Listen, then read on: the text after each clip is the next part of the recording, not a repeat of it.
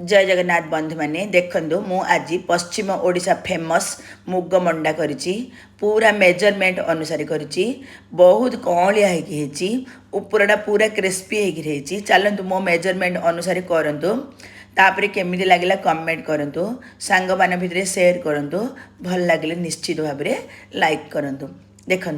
मंडाटा गोटे भांगी देखुची से भितरटा केते बढ़िया नरम होपरटा क्रिस्पी क्रिस्पी होती मु गोटे हेमदस्ता नहीं जाइए से 7-8टा गुजराती आ 15-20टा गोलमर्च नहीं जाइए बढ़िया फाइन पाउडर बनईदेवी आपड़ जदि ए रेसिपीटा भल लगे यूट्यूब देखले मो साइड थर बेल आइकनटा दबे दिंतु फेसबुक इंस्टाग्राम देखुले फॉलो करने अनुरोध रहा आपण मानक आउ कौन रेसिपी दरकार प्लीज मत कमेंट करी कहतु निश्चित भाव करने चेष्टा करी मु गोटे बाउल नहीं जाइए मेजरमेंट गोटे कप नहीं से कप्रे गोटे कप मुग डाली नहीं भल भाव धोईकी 5-6 घंटा मु बतरे देती बतरी सारापर पुणी आउे 2-3 थर धोई देती आपको आम गोटे फाइन पेस्ट बनइबा ना पतला अटा करवा ना सुखिला अटा करवा नॉर्मल अटा करके टिके पानी देके पूरा चिकन करके बाटिदेबा आपण मेजरमेंट सम्मान करंतु प्रथम थर ही आपण कौलिया होगी बहुत सुआदिया सुआदिया मंडा हम मो मुग को बाटी सारा चुली उपर गोटे कड़े नहीं जाइए जो कप्रे मो मुग जाई नहीं से कप्रे 2 कप पानी देदेली से कप्रे ही गोटे कप आउ पाउ कप टी चीनी देदेली एटा सम्मान मीठा हम आपड़ जो टिके कम मीठा लग इच्छा थी ताहले जो पाउ कप टी मु चीनी देची सेटा कम कर दियंतु चीनी दे सारापर टिके गरम है पर्यंत आमे बसेबा बेसी किसी गरम दरकार नहीं जस्ट गरम है पर्यंत आमे बसेबा मु एथिरे गोटे पिंच लुण दे देची लुणटा देले टेस्टा बैलेंस हो बहुत बढ़िया टेस्ट लगे आ सहित जो आम गुजराती गोलमर्च गुंड करथिले से आधा चामच दे देची आपण जदि गोलमर्च गुंडा पसंद लगे दिंतु ना न दिंतु किंतु गुजराती गुंडा निश्चित भाव में दौथि बर्तमान पानीटा टिके गरम हो गला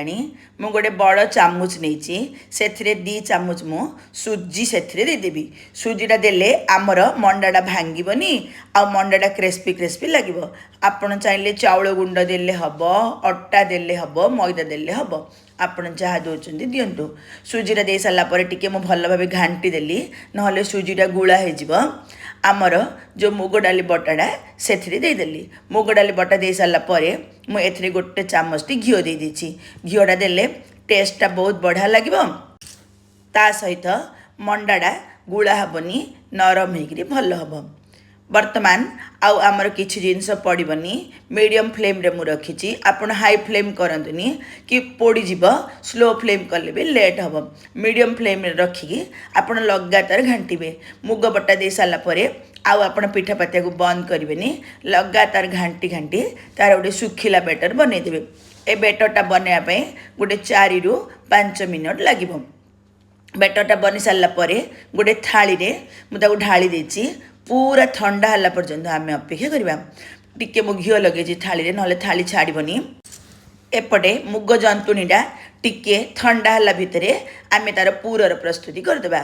मु चुली उपटे फ्राइंग पैन नहीं जाइए नड़िया कोर दे देची नड़िया कोर दे सारापर से गुड़ आ गुजराती गुंड दे देची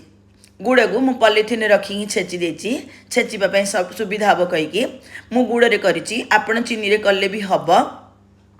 मुता सहित गोटे आधा चामच घीओ दे देची मु एथिरे गोटे 100 ग्राम छेना पकईली मोर से वीडियोटा स्किप हो जाए आपन जब छेना पकेबे आउरी बहुत बढ़िया टेस्ट लगे ना एमती खाली नड़िया करदे भी हम बर्तमान मु स्लो फ्लेम रू टिके हाई फ्लेम करी लगातार घांटिकी बढ़िया भाजीदेली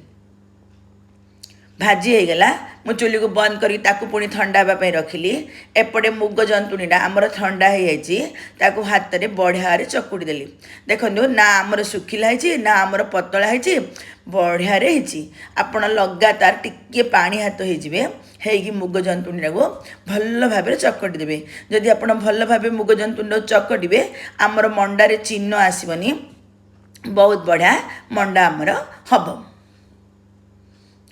ଆପଣ ଯଦି ୟୁଟ୍ୟୁବରେ ଦେଖୁଥିବେ ଏ ରେସିପିଟା ମୋର ସାଇଡ଼୍ ଥାର ବେଲ୍ ଆଇକନ୍ଟା ଦବାଇ ଦିଅନ୍ତୁ, ଚ୍ୟାନେଲଟା ସବସ୍କ୍ରାଇବ୍ ହେଇଯିବ। ଫେସବୁକ୍ରେ ଦେଖୁଥିଲେ ଫଲୋ ବଟନ୍ଟା ଦେବା ପାଇଁ ଅନୁରୋଧ ରହିଲା। ମୁଁ ଯେକୌଣସି ନୂଆ ନୂଆ ଭିଡ଼ିଓ ସବୁ ପୋଷ୍ଟ କରିଥିବି ଆପଣଙ୍କ ପାଇଁ ପ୍ରଥମେ ଯାଇକି ନୋଟିଫିକେସନ୍ ପହଞ୍ଚୁଥିବ। ଦେଖନ୍ତୁ ଆମର ଛୋଟ ବଡ଼ ଯେଉଁ ସାଇଜ୍ ହେଉଛି ହଉ ସେ ପ୍ରକାରରେ ମୁଁ ଗୁଳା କରିଦେଲି। ମୋର ଗୁଳାଟା ଟିକେ ଫାଟିଗଲା, ମୁଁ ପୁଣି ଆଉ ଥରେ ଭାଙ୍ଗିକି ସେଥିରେ ପୁର ଦେଇଦେଲି। ପୁର ଦେଇ ସାରିଲା ପରେ ମୁହଁକୁ ବନ୍ଦ କରିକି ଆମେ ଟିକିଏ ହାତରେ ଚାପିଦେବା। ଆପଣ ପୁରା କାକରା ଭଳିଆ କରିବେନି, ଜଷ୍ଟ ଟିକେ ଚାପିଦେବେ। ସେପଟେ ତେଲ କଡ଼େଇ ବସାଇଦେବା। ତେଲ କଡ଼େଇ ପୁରା ଗରମ ହେଇଗଲା ପରେ ଆମେ ସେ ମଣ୍ଡାକୁ ସେଥିରେ ପକାଇବା। ଆପଣ ତେଲ ଗରମ ହେଇନଥିବ ପକାଇବେନି, ପକାଇଲେ ଆମର ମଣ୍ଡା ଗୁଡ଼ାକ ଭାଙ୍ଗିଯିବାର ଚାନ୍ସ ଅଛି। କି ବେଶୀ ଗରମ ତେଲରେ ପକାଇବେନି, ନର୍ମାଲ ଗରମ ହେଇଥିବ ତେଲ ସେଥିରେ ଆପଣ ମଣ୍ଡାକୁ ଦେଇଦେବେ। କହିଲେ ଆମର ମଣ୍ଡାଟା ବଢ଼ିଆରେ ଭାଜି ହେବ। ଆପଣ ଯେତେବେଳେ ତେଲ ଦେଇଦେବେ ପୁରା ଗରମ ହେଇଯିବ, ତାପରେ ଚୁଲିକୁ ଟିକେ ସ୍ଲୋରୁ ଟିକେ ହାଇ ହିଁ ରଖିବେ। ଦେଖନ୍ତୁ ମୁଁ ଟିକେ ପକାଇ ଦେଖିଲି କେତେ ବଢ଼ିଆରେ ଆମର ଭାଜି ହେଇଯାଉଛି। ତାପରେ ମୁଁ ମଣ୍ଡା ଗୁଡ଼ାକ ପକାଇଲି। ଆପଣ କଡ଼େଇ ଅନୁସାରେ କେତିକି ତେଲ ଥିବ ସେ ଅନୁସାରେ ଆପଣ ମଣ୍ଡା ଦେବେ। ମଣ୍ଡା ଦେଇ ସାରିଲା ପରେ ଗୋଟେ 2 ମିନିଟ୍ 3 ମିନିଟ୍ ପର୍ଯ୍ୟନ୍ତ ମଣ୍ଡାକୁ ଜମା ଏପଟ ସେପଟ କରିବେନି, ଭାଙ୍ଗିଯିବ। ତାପରେ ଆପଣ ଓଲଟେଇ ଦେବେ। ଓଲଟେଇ ସାରିଲା ପରେ ପୁଣି ଆଉ ଥରେ 2 ମିନିଟ୍ 3 ମିନିଟ୍ ଖଣ୍ଡେ ରଖିଦେବେ। ତାପରେ ଆପଣ ବାହାର କରିଦେବେ। ଏପରି କରିକିରି ଆପଣ ସବୁତକ ମଣ୍ଡା ବଢ଼ିଆରେ ଭାଜିଦେବେ। ଆପଣମାନଙ୍କୁ ଆଉ କ'ଣ ରେସିପି ଦରକାର ପ୍ଲିଜ୍ ମୋତେ କମେଣ୍ଟ କରି କୁହନ୍ତୁ, ମୁଁ ନିଶ୍ଚିତ ଭାବରେ କରିବା ପାଇଁ ଚେଷ୍ଟା କରିବି।